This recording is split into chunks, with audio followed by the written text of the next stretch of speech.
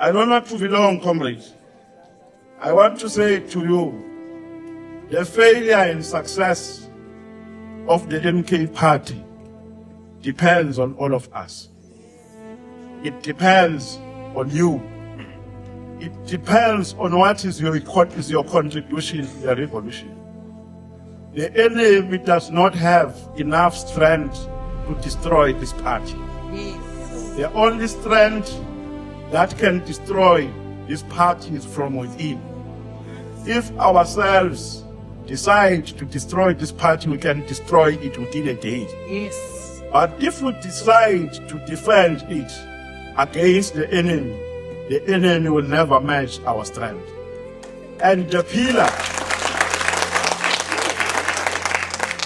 the central pillar, comrade, for our success centers around unity. Whether we like it or not, we must unite as members of the MK party, because we are not in a birthday party here, we are in a revolution.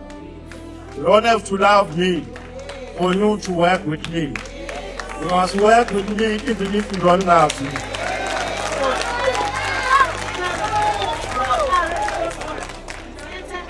So this thing is not about feelings.